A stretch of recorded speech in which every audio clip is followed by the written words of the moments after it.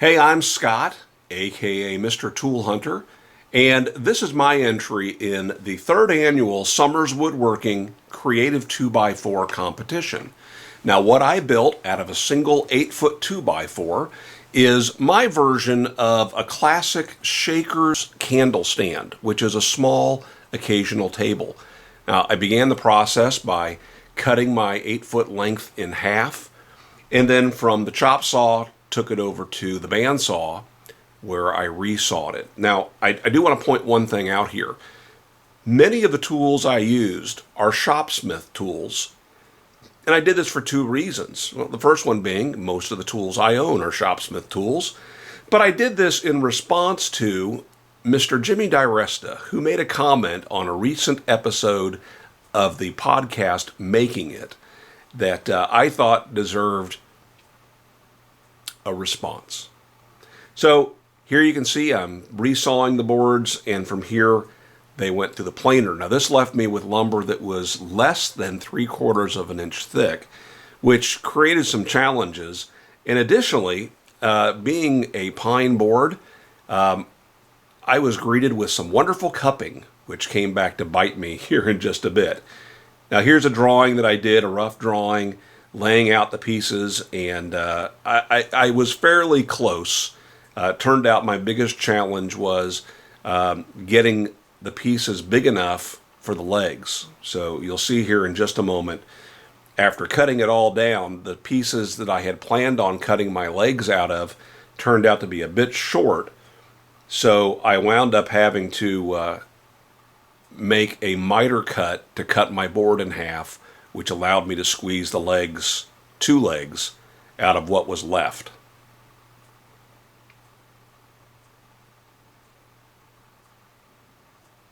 Also noticed that my stand for my chop saw is awful wobbly, and when I investigated that, it turns out I'm missing about 4 little machine screws. I'll have to remedy that.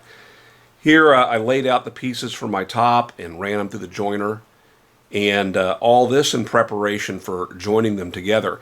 Now, I could have just butt glued these together, but in my experience that can be a problem, so I ended up doing something called horizontal boring. Also, I needed my legs to be a little bit bigger, and I realized that, I could cut some scrap off of the underside of the leg and glue it to the leg to give me the pieces that I need. Here's the horizontal boring process going on. Again, another operation being done on my Shopsmith equipment. From here, gluing this up. Now, I'm just using 5mm dowels. I just want this for alignment. I don't need this for strength. And since these boards were so thin, I was concerned about using anything larger. Anyway, a little dry fit, and then apply my wood glue, and these go into some bar clamps. Pretty straightforward stuff. I'm going back and forth from slow and fast speed. Sorry about that. Trying to get this video down below 10 minutes was almost as big of a challenge as making the table. Anyway, here you can see cutting the legs out, and you can see how I had one piece there. It was terribly short, but it all fit in. Here I am using the Shopsmith drill press as a drum sander, and then cutting the piece, the post, out of the 3 pieces glued together. Begin by making 2 cuts at 30 degrees, and decided to go ahead and run it through again to make sure I got it dead center. And now moving the fence over to make sure that I'm cutting a hexagon shape. Here you can see after making this 3rd cut, I have a diamond shape. And then one more cut turns it into a hex. There to the chop saw, get it trimmed to length. And then because I'm going to be turning this as well as cutting some dovetails in it, it was important to know where the center of this post was. So you can see I used a center finder all the way around to confirm exactly where the center is on both sides.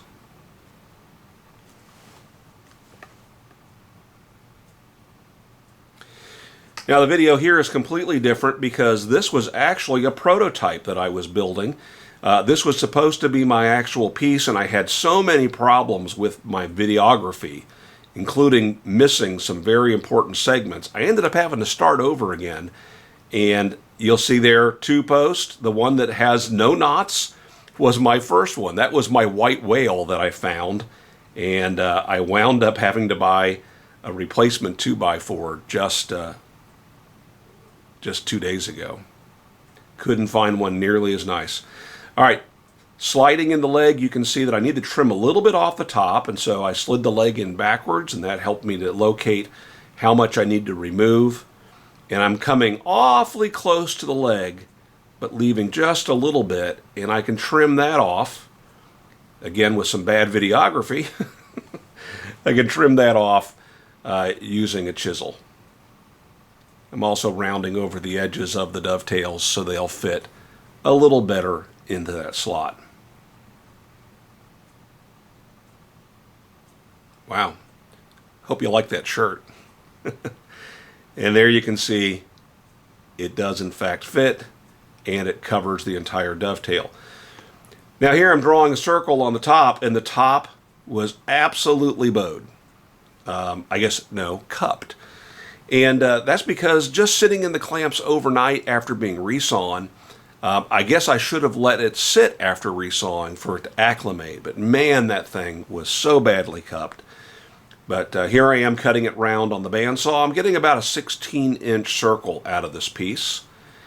And then to the Shopsmith again, pivoting on another little 5mm pin, using my disc sander to get it perfectly round. Now with the post again on the Shopsmith lathe, turning the center section. 6 inches on the bottom are unturned, 2.5 inches or 3 inches or so at the top unturned, and here I am reducing the top to create a tenon, which will fit into a little support piece.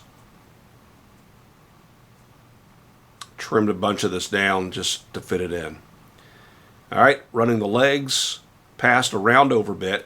With this style of table, the shaker's only rounded over the top edges. The bottom edge of the legs remains perfectly flat. All right, the top also got a little bit of a round over, and then everything got sanded like crazy because there was an unbelievable amount of tear out on the end grain. I should have expected that, but I didn't.